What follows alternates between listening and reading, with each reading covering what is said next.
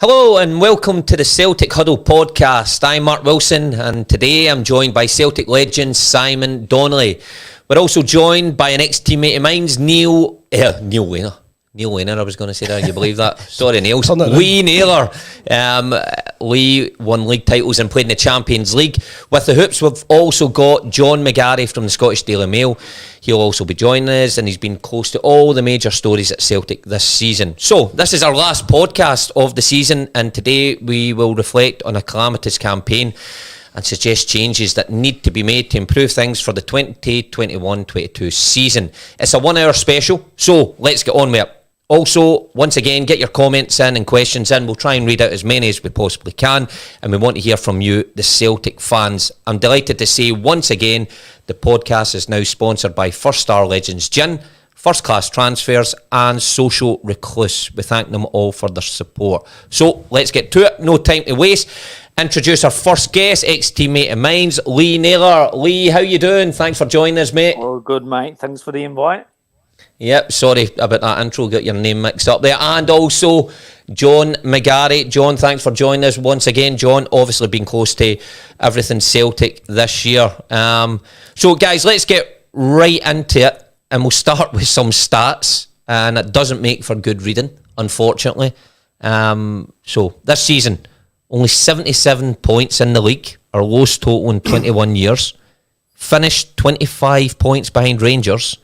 Out of the Champions League qualifiers and bottom of our Europa League group. Almost £15 million wasted in fees and wages on Barkas, Duffy, Laxalt, Ayete. Unable to beat Rangers in 5 attempts, including a 4-1 defeat at Ibrox. Losing at home to Ross County in the League Cup. And then along comes the Dubai debacle. And that absolutely finished off our season. And 11 weeks after Neil Lennon leaves, we still don't have a permanent manager in place. Could it have went any worse, you'd have to ask. Simon, that's just a flavour of it all. How happy are you to see the end of this season?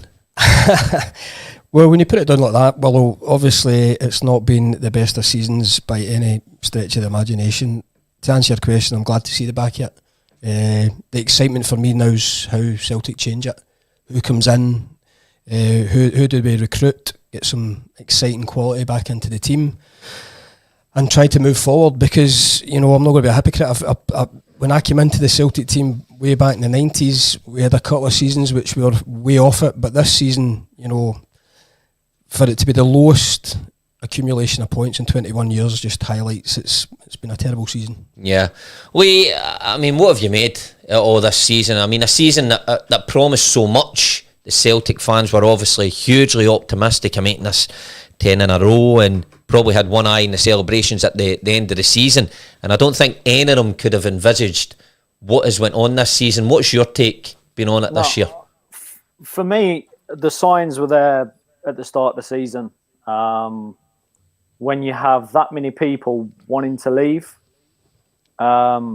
subconsciously you can't do it on the pitch. When you want to leave a club, or you've got that much interest in yourselves and that many players, I just thought time was right to make changes then. I thought we tried to hold on to too many players to try and get the 10 in a row, and it ended up hurting us. Yes, I mean, a good point. I think it creates an unhealthy atmosphere. I believe, you know, Niels has got a point there where at the start, you're battling to keep people and maybe promising them, look, just stay for one more year. Yeah. You ever get the best out of anybody when it's just one more year? John, I mean, can you recall reporting on a season anything like this? Anything as poor as this for Celtic? No, nothing even close to this calamity, and particularly when you set it against the last few years. I mean, I think everyone probably anticipated it would be a close league, that Rangers would be stronger, and it would it'd be a tight affair, but to totally fall off a cliff, the whole thing, it falls into the category of anything that could have gone wrong did go wrong, you know. But that, you know, it wasn't an accident. It was due to bad planning, bad recruitment, bad decisions, off and off the field, at every level of the club. throughout the entire campaign. This wasn't you can be a wee bit unlucky in football sometimes. Some things don't go for you. The entire blame for this lies at Celtic's doorstep. It was this time last year they required to sign 4 or 5 tried and trusted players who would come in, experienced players who you knew would hit the ground running. Not loan signings, not ones to the future, not shots to the dark. Guys who you knew would do it. And I've said time and again, the recruitment last year was just a disaster. And it just did not in any way resemble the sort of the transfer targets that they should have been going for. And that really is the root of the problem. And as Lee alluded to there, keeping too many boys on board who evidently didn't want to be there. Lee, do you think this has been a accumulation or stems back a couple of years, and not properly preparing in terms of getting guys tied down, like you mentioned there, about leaving it to the last year and wanting them to stay for another year. Also identifying talent that would be, not hitting their peak, but certainly in an upward trajectory come this season, rather than what John says here, loan signings who haven't been good enough and always scrambling about at the last minute of the transfer window. Could that have been avoided if Brett went a couple of seasons back, a couple of windows back? Oh yeah, I mean, as a club, that's what you should do anyways. That's what any club should be doing. Celtic's always been, we'll have 1, 2 or 3 coming through. The youth ranks coming up into the first team, stepping in, putting a foot into deep water with the first team, and then you have 3, 4 decent signings maybe in the summer that add to you and make you a better squad. And that's certainly been the Celtic way for quite some time. But the recruitment side of things and what we recruited just wasn't good enough. Was way off it. Yeah, I mean, Robbie Smith here, the Celtic board think the fans have been entitled, and it was only a blip this year, but standards have fallen, and that's a worrying thing that people see.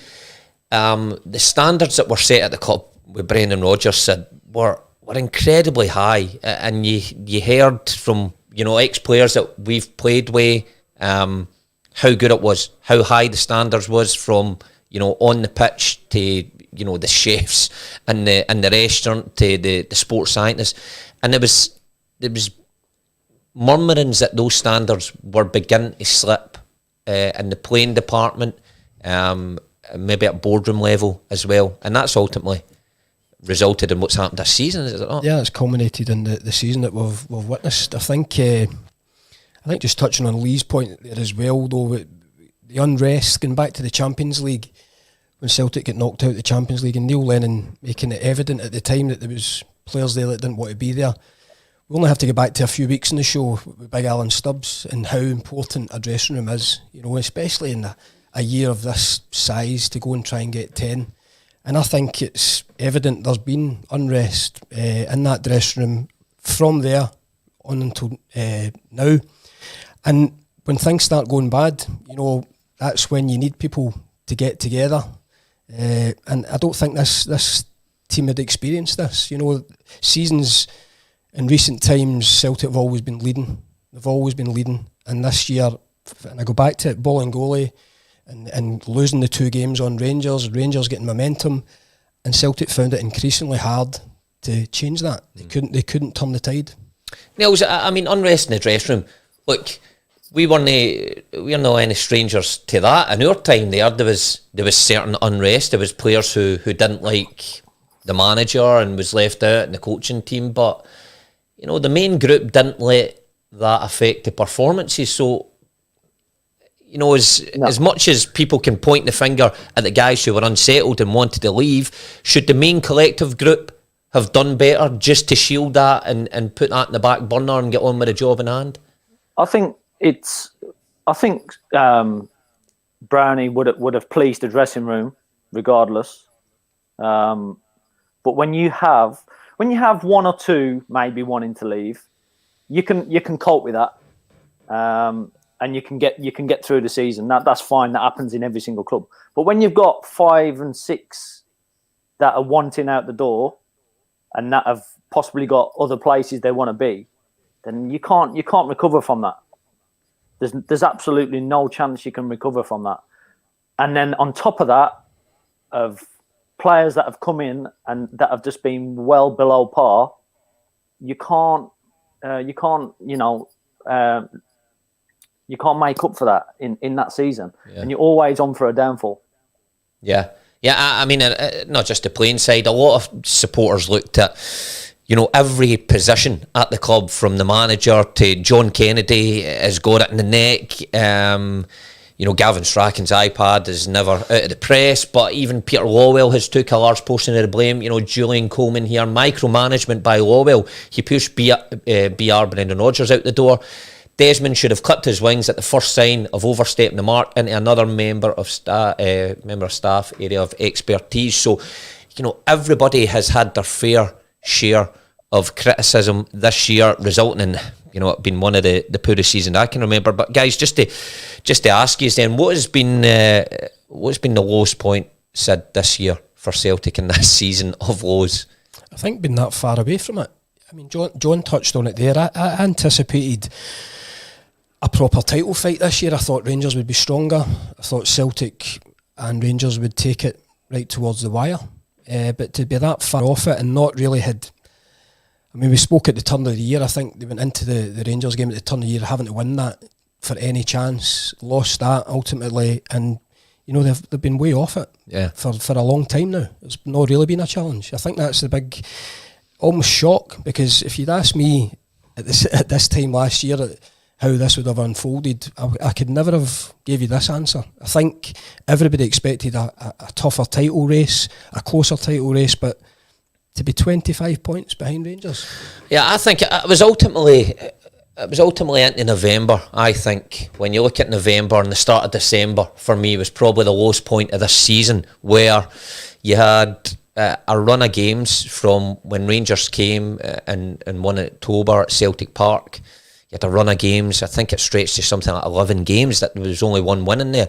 But when you put out the League Cup to Ross County at home, 2-0, and that was when the fans started to make their opinions known by gathering outside Celtic Park, followed that by the St Johnstone game where it was 1-1 and things got really volatile. I think for me that moment was just a moment of absolute implosion from the club on all fronts. The players clearly take responsibility for the performances on the pitch. Neil Lennon obviously had to take responsibility as the manager. The board and their silence to the fans and their violence outside Celtic Park with throwing barricades and abusing players. It was just one disaster after the next. I remember I was on Clyde Super Scoreboard when that was happening. Jim Duffy was at the game, and it was unbelievable to hear the live account as you seen the numbers growing, and he's phoned in from his car and he's telling us what is actually unfolding. And it started off, there was dozens of Celtic fans, then it quickly became hundreds of Celtic fans, and it was almost saying he was barricaded in, he couldn't get out. And I thought, how has this season turned into something like that, where you would have thought at the end of the season it would have been in celebration, people gathering, yet you've got violence erupting, you've got then followed that by silence from Celtic and not putting any statements out, and it just became one joke after the next. Follow that up a few months later, the team goes to Dubai and it runs on again and again. But Lee, that period, in terms of the football pitch, from getting beat from Rangers to the new year, was incredibly poor from Celtic. When you go through a run like that, 11 games with one win or two wins in it, it's not good enough. You're always going to be chasing your tail. That's not Celtic. That's not the Celtic I know, anyways. And when you see, I never thought in my time that I'd see Celtic fans gathering outside the club in that much disappointment. I'd never thought I'd see it, and it wasn't nice to see. Obviously, I don't condone bad behaviour and violence. That was the lowest point for me to see that. Yeah, John, quite unbelievable. I mean, a season of low points for Celtic. Was that the lowest step, or losing to Rangers 4-1, or going this period without a manager. What has been the lowest point in your opinion for Celtic this year? I think purely in terms of a 90-minute performance, you go way back to October in the home game against Rangers. I know it was only 2-0, but Celtic didn't get a shot on target in the entire match. Yeah. At least in the recent 4-1 defeat, they scored a goal, had a few chances. I mean, that day, they had some COVID issues. They were a weakened team, and Rangers, as I recall, were at full strength. But Celtic didn't lay a glove on Rangers that day, and it set the tone for the entire season. I mean, Celtic lost 12 games this season, and 6 of them were at Celtic Park. I mean, that's hard to get your head around, It was just like teams were just coming, and it was, Ross County, we saw it with St Mirren as well, Rangers in Europe too, and there was absolutely no fear factor about the ground. You could argue about the lack of supporters, but it's clearly been the same for every club in the land. That's that just doesn't hold much water, I don't think, But in terms of a performance, but I mean, you could pick many, could you? Oh, yeah. I mean, many performances. When you look at even the Champions League ones, we mentioned Ferencváros, and Sparta Prague. I mean, on and on and on. But I often wonder, because sometimes, guys, we get, as social media is, we get abused for being anti-Celtic, ex-Celtic players on this, and we should stick up for the club more this season. It's awful what we're saying. You think, well, what positives can be taken from this season? Lee, has there been any positives that you could take away from this season? Knowing who to get rid of, yeah. Yeah, well, that's a good point. It's a great point, Niels. I mean, well, yeah, it's one of them where you on the pitch, there's nothing much you can take. At least now you can rebuild to know who wants to be here at Celtic. Then you can just literally go through the team and clear out who wants to be there and who doesn't. It's as simple as that. Yeah, Sid, you can, I suppose, learn more about your players through bad times than you can good times. Davy Turnbull's the positive for me. I think he's come in, was that towards the turn of the year with Sorrow? Midfield, refreshed it up a bit. I think he's did well. I think he's one for the future. So, but again, that's one positive. Yeah. One positive in a season where Celtic were 1 for 10. And he won Young Player of the Year. I thought that was much deserved. I think you'll see the best out of him. You're right. That is the one positive. Guys, let's move it on a bit then. Let's go to recruitment, and we touched on that a wee bit there. But look, position specific, Niels. I mean, I think everybody can see where the main problems are for Celtic, and it started pretty early with the goalkeeper and at one end, and it looks like a striker is going to be needed with Edward. But how important is it to fill these positions? Absolutely, and I think you need to do your business quite early. Otherwise, the best players go. So yeah, for me, goalkeeper. But on the back of that, you've probably got to get 1 or 2 out, because you're spending 4.5 million on a keeper that's you're not keen on. You're going to want him out the door to bring another one in. Can you refresh those funds? Then you go through the middle of the park. Brownie's left. Yeah, we've got players in there, but who else is going to leave? I think to assess who's leaving would be the first port of call. Then to get your targets in quite early. Centre mid, striker, maybe a winger. Yeah. But I mean, all key positions to even think about putting a challenge together. The full spine of your team. The goalkeeper has been so important this year in these failures, but you see how important he is when you've got the right one. When Fraser was there, or Arthur in our time was there.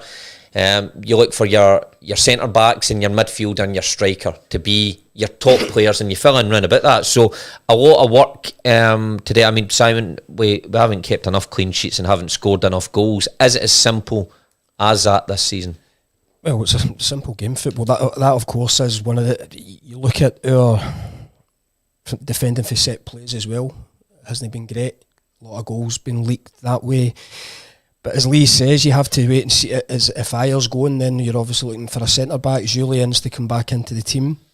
Goalkeeper, definitely. A right back, we don't have a right back. If Edward goes, a centre forward. Christie's, it's rumoured that he's going to go, but I think Turnbull would fill into that slot quite easily. Big boots to fill in terms of Bruni in the middle of the park. I know he was getting on, but leadership, so probably a centre mid. It's a huge overhaul. We've touched on it week after week on the show. It's going to be a big one, but these are important ones because last year's was nowhere near good enough. They brought guys in there that did not enhance the team, didn't put pressure on the guys that already had the jersey, which, as you guys know, at Celtic's imperative. You've got to have threat on your jersey every year, and I don't think that was there this year. I think you were asking the same people to go to the well again that had been successful over the 3 or 4 seasons before. Yeah, that's important. Isn't it, Niels, that at a club like Celtic, you need guys on the bench who can take your jersey at the drop of a hat and force you to raise your standards. Absolutely, and anyone that can step in at any time, and I thought we had that in our time. And throughout season, Celtic have had that, but it just didn't seem like that this season. And you know, they've paid the price. Like for me, when we played and we had a urgency about us, and I remember Strachan. Showing us a video of when we lost the ball when we were attacking, and he paused it halfway through, and he said, "Can you just tell me what's going on here? Can you just explain what's going on?" And he had every single person on that pitch sprinting back, and he said, "That's the fear of losing," and Celtic haven't got that. It's a brilliant point. Brilliant, because I remember some of these meetings for Gordon, and he was big into that. And I remember that feeling, Niels, playing when we lost the ball and that desperation to get back. I think Niels is spot on there. The amount of times that I've watched Celtic games, I've probably come on here and ranted about it after, particularly the games against Rangers and at Ibrox, that Celtic have lost possession high up the pitch, and I'm watching fullbacks amble back or wide midfielders not shuffle in to position, and it baffles me how they think they can get away with that without anybody seeing them and think that that's good enough. John, I mean, if Edward goes, do you think the new Celtic team hierarchy will be willing to break the bank and go above the £9 million transfer record for the right number 9 if it became available? I don't think they've got any option because, as we all know, centre forwards are the most expensive component of any team, and Celtic, you got to assume that Edward is going to move on. Remains to be seen about Lee Griffiths, but I think the days are gone where you can depend upon Lee to get you 25 goals a season. So the recruitment of a centre forward is going to be a top priority, and they do generally cost a lot of money. To what you're saying, I think you're going to have to first of all establish who wants to be there. So you have to sit down with Edward, Christie, Ayer, even like I said, Dembele, who seems to be wanting to go, and then from that's your starting point in terms of who you then bring in. But the spine of the team: goalkeeper, centre half, centre midfielders, centre forward, and then you look at the other areas of the team. But it's a monumental rebuilding job this summer. I mean, it's it always was going to be, but I think they have found out that a lot of guys just aren't up to the task, and there's too many players that are just kind of drifting. Tom Rogic is one that springs to mind, supremely talented footballer, but his time is up. And it's time to freshen things up with guys like that as well, I think.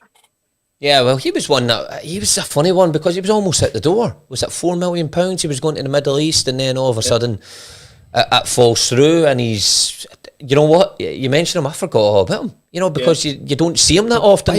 By the way, going back to the successful period, he was a major player. At Rangers games, popping up in cup finals. As John says, so much talent. Whether it was he wanted to go and that fell through and he's not been the same since, but what a player for Celtic over the last 2 or 3 years. Unreal, yeah. Lee, did you play with Lee Griffiths at Wolves? No, would you have missed him? Nah, you just missed him. Just missed him. But Yeah. what's your opinion in that situation? I mean, it does look like Edward will go and down south for a decent bit of money. Lee Griffiths is still there. He's got the old option in his contract, I think. I don't know if you had that in yours, but I certainly had it in mine. That it's in the club. The old sneaky option where you're tied to it. Do you think it's worth Celtic keeping him around the place, or is his best days at Celtic over? It's a tough one. I think, he's still got that. He's still got the ability. I'm not sure whether he's still got the desire or the wanting to be there, but his ability's there. He can score goals. Whether you keep him there as a backup, then that's remained to be seen. But it's a tough one. I think you're gonna have to spend the money. I think you're gonna have to spend money this window. Yeah, you're gonna have to have a big outlay, especially in that number 9 position. Even if you do keep Griffiths, Sid, I mean, you're a striker. If you were Lee Griffiths just now, and you're sitting there, would you be happy playing backup striker again to another guy who may come in at 10 million quid and get a handful of minutes this season? Well, I think he'll want more than a handful of minutes, but there's a bit of me would keep him, because natural goal scorer needs to get himself fit. We've been saying that for pretty much all season. And again, it depends if the new guy comes in. I mean, one of Celtic's most recent successful periods was Edward and Griffiths playing up top. Yeah, went good. Turn of last year or the year before, can't remember now. When they were blowing everybody away with the two up front. So it depends what shape the next guy wants in his team. I would keep him, and if I was the manager coming in, I'd go out my way to get him as fit as possible, and I'd keep him. Yeah, he's always got an eye for a goal. Robbie Smith here. If Griff gets himself fit, he can be a good player. But does he want to get fit? That's the thing. David Stalker here says we need 13 new players. John, what other areas then, apart from the striker, goalkeeper, needs to be addressed, and how much money realistically can be pumped into that? Because if you've got, say for talk's sake, you're spending £10 million on a striker, how much money does that leave for the rest of the team to be invested into? Yeah, I mean, I think another area that would maybe require recruitment is out wide as well. I mean, Mikey Johnson has come back in the last couple of weeks.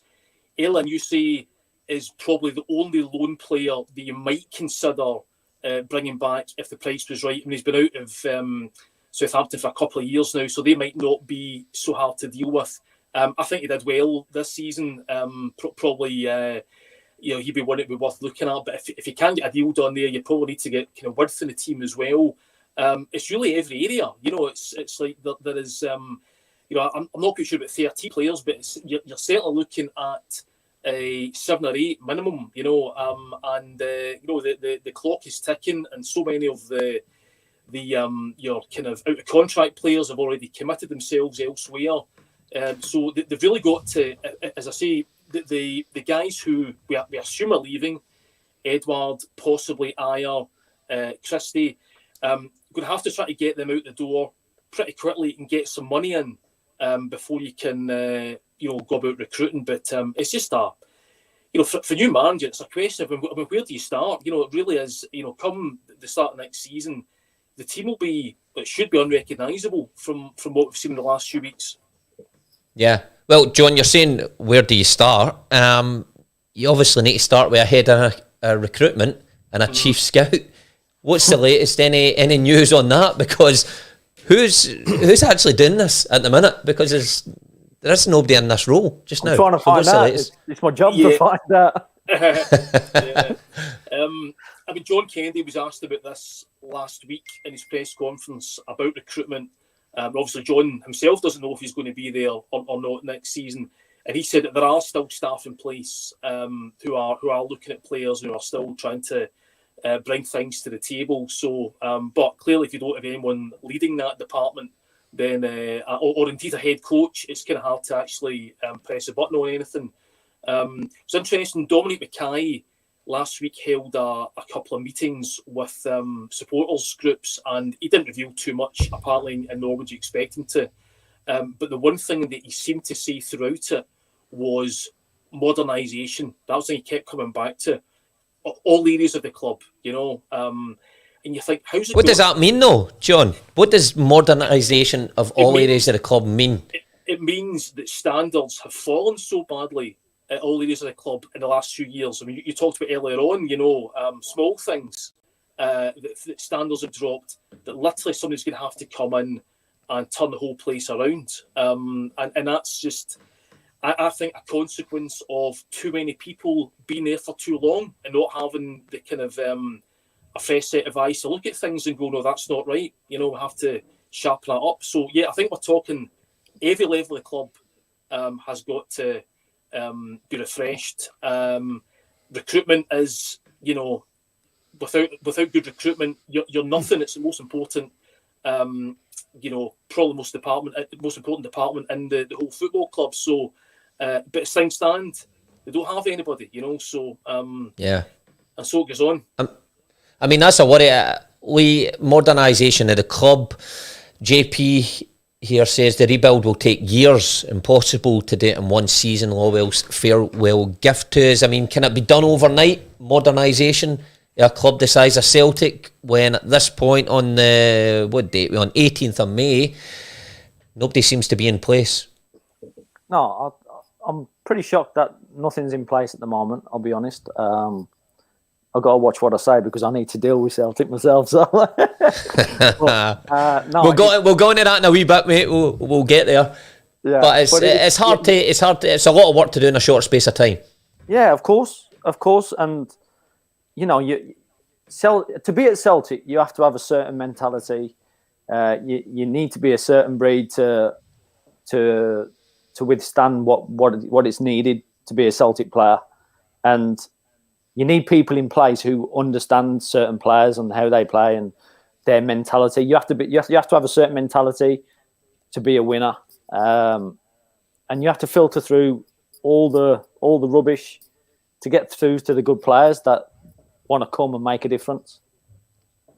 Yeah, Brian Watt here just says you have to think that the club must be working on transfers behind the scenes. If they're not, then it's negligent beyond belief. But that has been a thing said that when it was mentioned, Eddie Howe, there was murmurings again that he's working away behind the scenes. You probably think he is. A manager like him, and we've heard all the stuff that goes with Eddie Howe, his attention to detail. If he's taking this job, he must be working away behind the scenes. I've no doubt. No doubt about that. If it's Eddie, or whatever the plan is, there'll be things getting put in place. The frustration really for the fans and us sitting here is we've been talking about it for so long. We want things to happen now. I touched on it at the start. You want that excitement now, right? Who's the new staff that are coming in? What shape is the new roles going to take? Who are they going to recruit? All these exciting things to lift everybody. Yeah, that's what we're waiting on now, and that's where everybody's getting a wee bit frustrated with it. Yeah, and rightly so. But I'm sure we'll get there. Let's move on, guys, to our guest, LEE NAYLOR. I just says there we're going to get into it and ask what you're up to now. So, what is life like for you now, Niels? Well, enjoying retirement. Yeah, you could say that. No, I've become an agent, a football agent. Yeah, so for me, it's literally just looking through players, recruiting players, and trying to move them. So yeah. So who have you got that you're taking to Celtic? Since you said you're going to deal with Celtic. Come on, fair, give us an exclusive. I'll put a few in at the beginning of the season, to be fair, but wasn't no takers. No takers? No takers. Give us names. No. Names or positions. Give us some positions then. There was a centre midfielder and a striker. Right, okay. And just rejected? They were top, yeah. Yeah, they were top. Top players? They would have fitted in well. And how did that work? How does that work, Niels? Who rejected that? Who do you go to? It was Nicky Hammond at the time.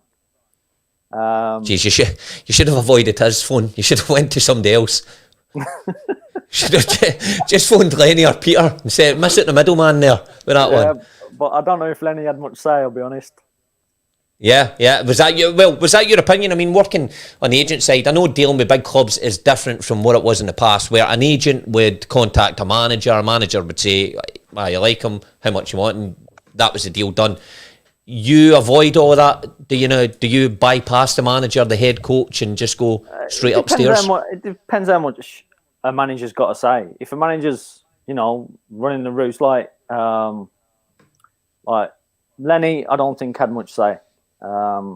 Especially this season, and I think you could tell. But is that not a shame, Niels? Take off your agent hat and look at it as a football player. You want to play for a manager who you believe has got control of the club. You want to think that he is the buck stops with him. He makes all the decisions. But like you say, we could see it from the outside. In the dressing room, do you think the players would have realised that's what was going on? Well, when the players come into the dressing room, it's tough. I've got to think about how I say things. Hold on. Take your time. We'll put.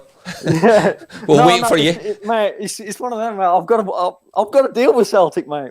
I know. Listen, don't say anything to incriminate yourself, then. But exactly. Look, me and Sid can chat about it. Sid, if you think the manager isn't running the show, then it creates a bad atmosphere already. I'm older than you. I'm old school, but you probably played under manager. I want to be playing for guys that want you in the team, and been lucky enough everywhere I've went. I've had the impression that the manager wanted you. I know nowadays it might be a wee bit different.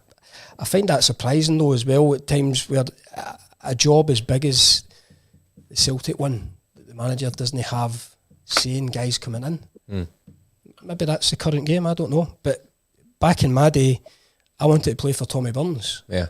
Even when guys like Wim Jansen came in, they expressed, "You're in my team. I want you to play," and that's what players. I think that's what players want. I think they want the belief of the manager. It enhances your game. It gives you the belief. Look at Guardiola with Foden now, the way he's went about managing that kid, and gave him the belief in a team full of superstars. But he's putting them in time and time again, and that's what you want as a player. Yeah. Niels, let's chat about you and your time at Celtic for a wee bit and your memories. I mean, you came in and you had an unbelievable first season. Yeah. Did you win Player of the Year, or were you nominated for Player of the Year in Scotland? Yeah, I was nominated for Player of the Year. Come second to who won it? Naka.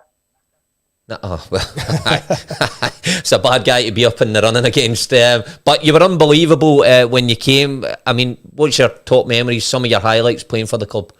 Oh, it's like, as soon as I came, I just had a smile on my face. It was something I wanted to do. It wasn't easy leaving Wolves, I'll be honest with you. I started off there when I was a kid. So I spent 16 years at Wolves, and for me to leave, it needed to be a special club. Obviously, Kenny Miller came up to Celtic. I followed. He says, "Get yourself up here. You'll love it up here." So ended up signing, and it was an amazing time. And then, literally, my first game was against Brownie. Funnily enough, we played him at Celtic Park, and that's when I said, he was an absolute nightmare to play against. But it was good times. I'll keep that to myself, what he said. But for me, I can imagine.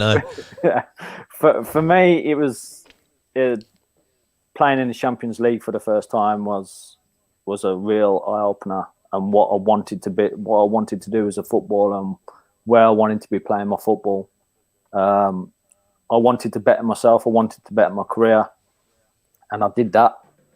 And for a good few years I was at Celtic, I really enjoyed it. Yeah, pretty special times. You mentioned the Champions League there, and if you take that to the current time, Neil said there, he wanted to better himself and better his career, and coming up from England. What were the big ones you played in, Lee? Remind us. The AC Milan. All our own games against Benfica. Who else was it now? Copenhagen. Was it Copenhagen at home as well? Benfica, Copenhagen, Man United. Man United, yeah. Left Naka it with a free kick. the best Yeah. to last, aye. And there you go. That's why Naka's winning Player of the Year. Yeah. So yeah, But some good times. Gaz Smith here says, hail Nails, I was there the day at Tannadice when you smashed in a late equaliser. What was your favourite game for the Hoops? Oh, jeez. It's got to have been the AC Milan game when we qualified. Atmosphere was just a joke. Everyone was running on the pitch. It was a great time. Great time. It's hard to describe those. On you go, John. As we say, I think your best game, if you don't mind me saying, was that Man United game, because you played Ronaldo out the game that night to allow Nakamura to score that free kick. What do you remember about walking out the tunnel and eyeballing that guy? Can't remember much. I'm not gonna lie. It's one of them where, like, for me, when you're enjoying your football and you're having your best time, I think they're the times you don't really remember vividly. And I was just out. For me, I was just out there playing football, like just enjoying myself. I don't really remember much of games, especially that game. But yeah, I remember that was my first season, and first season, everyone's told me I was amazing, this and that, but I didn't really remember much about it, and that's the strange thing. Yeah, that's the thing. These things sometimes overwhelm you at the time, but you were just playing in the moment and getting through it. You played with some outstanding players, but the manager, how did you find playing under Gordon? Because we touched on it earlier, just some of the way he put things across made you really stand up to attention and really not want to let him down. Was that your feeling, playing under a manager as demanding as him? Yeah, I mean, he demanded. Him as a player himself was super fit, and that's how he had us all. We were incredibly fit as a squad. The pre-season that we used to do was sickening, and just the fitness throughout the season. I mean, the Monday morning warm-up run was enough. It's the intensity he trained at, and he wanted us to play at, was amazing, and it showed on the pitch. And I only wanted to do well for him. Yeah. What about, listen, just to take it back to this season, there was rumours that Gordon was mentioned with a job when it looked like Neil Lennon was going to go. Do you think he could have went in there and made a difference? You think he still has that fire in his belly and could have dragged something out of the group of players that we didn't see? Well, without a doubt. I think once you have that, it wouldn't go out, especially with Gordon. I thought, when you have the roots of something, like when you've been a part of Celtic at any stage of your life, you are Celtic. It is what it is. For me, that's what I mean. For me, everything now is about Celtic. What I've done, what I do, how I talk about things, and I think he would have been the same. And he understands the roots of Celtic. He understands, what it takes to be a Celtic person, to be a Celtic player, to be a Celtic manager, and yeah, he would have got, he would have got something out of him. Yeah, and you say that, about Gordon Strachan, about what it means to play for Celtic. You played with some, you've got to say, world-class teammates, including myself, Nails. I'm not shy to say. No, but like Arthur Boric, obviously Bruni, Aiden, you had Naka, all absolutely different classes players, but they knew what it meant to play for the club and they knew what the fans expected. Some of the players this season, maybe as talented as they are, maybe they haven't showed that. For me, when we reached the last 16 of the Champions League for the 2 seasons we did, if you look at it in terms of squad and how we got there, we should never have got there in terms of the squad compared to others in world football, but we did simply because of our ethos and how we worked as a team, and and how we battled. And it just, I just take my hat off to Gordon, how we put that team together and how we made us work. Yeah, it was outstanding to be a part, and we had some good times, and that's you wonder if those Champions League nights will come back anytime soon, because we just took it for granted, didn't we, Niels, that every year we were going to be there, and we were lucky we went through that stage that was every year. But you don't want to go too long and miss out in those for 3, 4, 5, 6 years, and all of a sudden they become a distant memory. We, just before we finish off in Europe, but I mean, you said you're an agent, you contacted Celtic last year about players, they weren't taken up. You got a couple lined up for this new manager when he's announced? I'll have a few. It'd be interesting to see who takes the reins. But yeah, I've got a few lined up, but I just need to know who to speak to. Yeah, but that's the thing. I think what number is dialing? I don't think you're alone there, mate. I think every Celtic fan in the world wants to know that right now. So listen, just to finish us off, let's go to the manager. And just before we do, let's mention the upcoming gigs. Once again, let's give them a good plug. M&D's in Motherwell. First Star have now got the live events up and running. The first one coming up on the October 7th is with Chris Sutton and myself. So I'm the star of the show in that one. Chris is on the undercard for me. Tickets on sale now. I think if you go to the website First Star, you'll get more information. But Sid, good nights. You've had them in the past. Right. Names, I was asking you beforehand. George Cadete, Lubo, Moravchik, Johan Mjalby's been involved. Sutty's obviously done them. Stan Petrov, Tomo. There is more names to come for this coming year. They're great nights, though. Brilliant, and it's just been a shame. It's everything else. We've had a year of no events, nothing happening. We've got the big one at the Hydro in November as well that's had to be put back. But they're great evenings.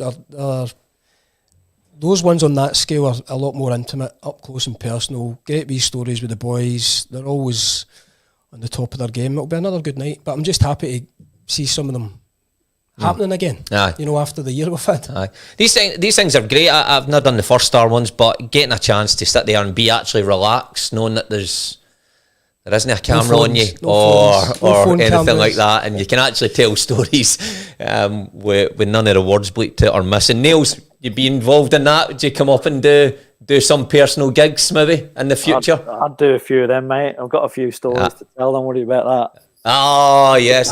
By the way, no what sprung to mind, actually, just off the top of my head, a story about you. Remember we went to Portugal and was it pre-season tour? Yeah. And you got a black eye.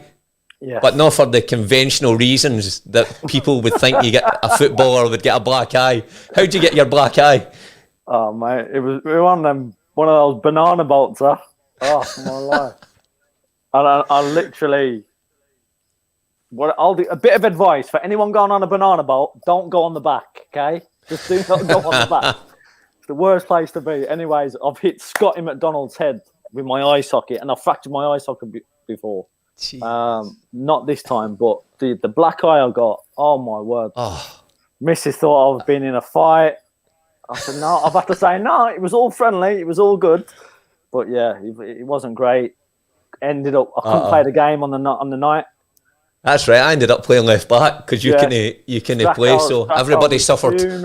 It was it was because he said go and relax in the afternoon, guys. Don't get up to it and go and and somebody's went to walk along the beach. Niels and Scotty jump on the banana boat, and you should have seen this black eye. But that when you're coming on, that just popped into my head and thought, Jesus Christ, what a time. But listen, I'm sure you've got some stories. So maybe in the future, Niels, get involved in that, guys. Just to finish. The manager then, and we can't finish off without asking the question we've had every week for the past 3 months. I'm sure we're all bored talking about it, but it's the elephant in the room. What's the latest in the managerial front? John, what can you tell us? Now, just before we came on air, Roy Hodgson has announced that he's leaving Crystal Palace. Should the Celtic fans be worried about that, or is this done with Eddie Howe and it's just a matter of time? I don't think Roy Hodgson stepping down is any great surprise. It's been kind of acknowledge that that's been coming for some time. They were interested in Eddie Howe, but I've not spoken to anyone at Celtic who doesn't believe that this deal will be concluded. I think the slightly complicating factor is Bournemouth's presence in the playoff down south. There are a couple of coaches, Stephen Poaches and Stephen Weatherston, who I think might have a part to play in Eddie Howe's regime. They obviously beat Brentford last night. If they were to go through, the final isn't until May the 29th. So it could try going for a while longer. Having said that, I was just looking at the dates that Ronnie Dyler was appointed. That was June the 6th, 2014. Brendan Rodgers was May the 20th, 2016.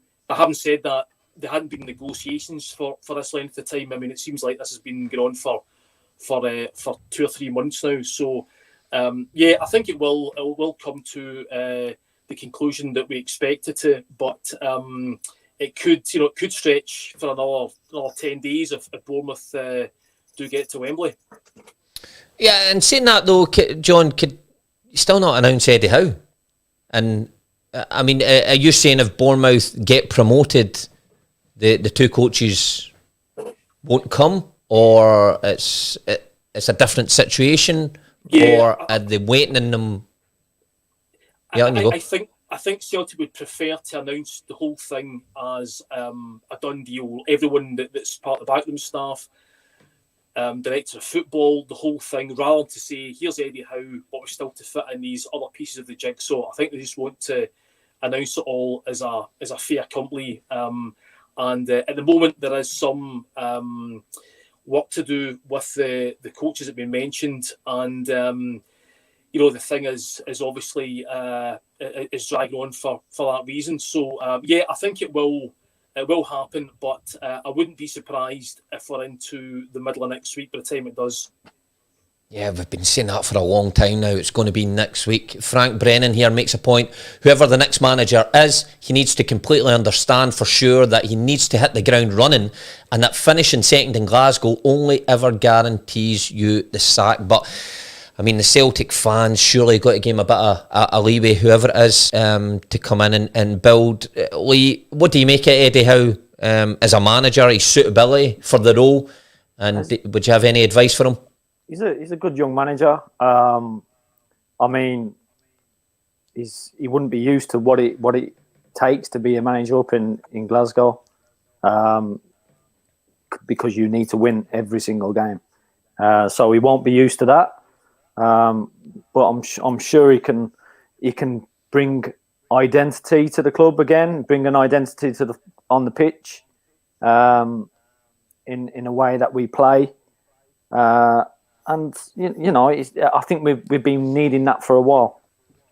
Yeah, and he needs time, does he not? I mean, Frank Brennan's point there, he finishes second, it guarantees you the sack. Surely that's not going to be the case, is it? When it's such a big rebuild and he's finding his feet in a new culture, a new country, he needs time, does he not? It's a tough one, mate. I'll be honest. It's a tough one because you're under scrutiny regardless. You need to win. End of. You're a Celtic manager. You're a Rangers manager. You need to win. Yeah, well, we all understand that. What Niels is saying there, Sid, but could you see him getting a bit of slack? And if so, how far does that slack extend to? Is it 1 year grace before he gets judged? I mean, you look at Rangers, allowed Steven Gerrard to get in his third year without winning anything. It's a tough one. It's a tough one, as Lee touches on there, and everybody that knows anything about Celtic, second is nowhere, really. But again, the scale of the job in hand, the amount of change there's going to be, as long as the fans and everybody connected with the club can see the progress being made. But again, you have to be winning. You have to win. That's the difficulty of the job. It's also the beauty of the job if you come up here and do it. Yeah, exactly. It's a club where, if his ambition is to be involved in European football, to build a name and a reputation and be like a godlike figure to fans, he's certainly going to be coming to the right club. So listen, we'll say it every week.